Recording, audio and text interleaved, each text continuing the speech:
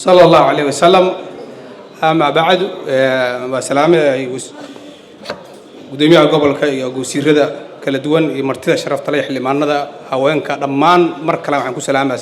السلام عليكم ورحمة الله وبركاته. وضياش رقم كسيدو كلا أنت وحان شركان هنتي مانتي نبضونا شعبك يا هوينك يا نبضونا ده اللي بعد نقول جيسريني رأي جودي أركتيدو ده يكقبان فوضى iyo nabadgelyo darrada dadka ka shaqeynaya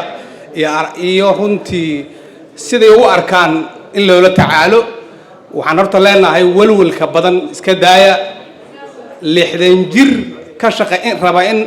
caasimada Soomaaliya in qarax iyo dib iyo qax u soo laabato waxa ka energy badan 30 jir amni iyo nabad ka shaqeynaya intaas ka gadaal waxaan shacabka leenahay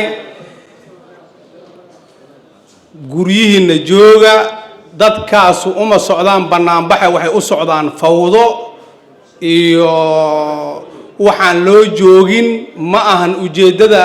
loo soo guuraayo oo loo soo tagaayo qof banaanbax raba oo soomana guuro soomana tago ciidana sooma qaato banaanbax waa mid nabdeed oo dastuurka dalkan u ogol yahay nimankaas banaanbax uma socdaan fawdo iyo amniga kala dambeynta inay ku ciyaaraan iyo qalqalgelinay rabaan horena waan in kugu sheegay meeshii xamar ay shalay joogto maanta ma joogto lamana aqbalaayo anoo ku hadlayo afka ciidamada qalabka sida lamana aqbalaayo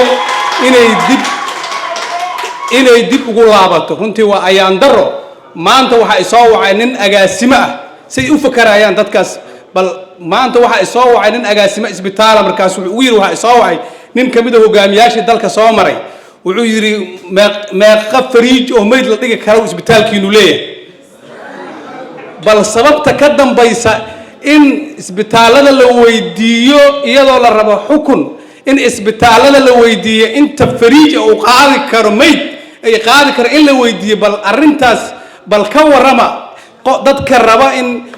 inta fawdo sameeyaan oo qalqalgelin sameeyaan oo dad dhintaan oo dhimasho dhacdo oo fariijka qof la geeyo inta la sawiro boorkiisa hadana lagu banaanbaxo yiri barina boorkoodan qaadayna fariijkan ha loo baneeyo runtii sidaas u fakarayaan hooyooyinka waxaan leenahay ilmihiina cishada anagu ilmihiina nahay amniga iyo dalkan iyo dadkaana xanuujinaya ilmaheena jooga ubadkeena jooga annaga ku kornay laxaw amniga caasimadan anagu naga haya dhiigeena ku daatay qof kamida kuwa banaanbaxayo dhiigoodu u daatay ma jiro laakiin saraakiisheena dhalinyarada ay eedeynayaan dhiigeena u daatay dhulka u daatay dhuuxeena u daatay lafaheena u jabay kuwa qabuura u jiifa inay caasimada Soomaaliya ammaan noqoto nina wuxuu rabaa inuu xukun ku gaaro asagoo ujeedkiisu saas yahana fariijada in loo baneeyo u rabo wax la qaadan kara maahan hooyinka waxaan leenahay ilmihiina guryaha ku ceshada shacabkana waxaan leeyahay waxa loo socdaa banaanbax maahan banaanbax waa kii nabadoo la yaqaano gudoomiyaha gobolka ka hadlay iyo meesha uga hadlay biliiskana diyaar waxay u yihiin cidii goobtaas timaada koonis inay ammaankooda sugaan oo la shaqeeyaan wixii ka soo haray waa fawdo lama ogola meelaha ay asteeyeen leeyihiin hebel iyo hebel iyo hebel waa meel ay fawdo ugu tala galeen iyo shacabka iyo dawladnimada inay iska hor keenaan shacabka waxaan leenahay ku kadsoomina guriyihiina ka jooga ha ku kadsoomina meelahay sheegayaan ay soo qoreen waa waxba kama jiraan amarka awaamirtii wasiirka amniga iyo gudoomiyaha gobolka ayaa amar noo ah kaasaan haysanaa haddii aan nahay hay'adaha ammaanka shacabkana waxaan leenahay waxaanahay wiilashiina shalay amnigiina ka shaqeeyay maanta ka shaqeeyay xamar hal sano qarax kama dhicin iyo dheeraad wax qarax kama dhicin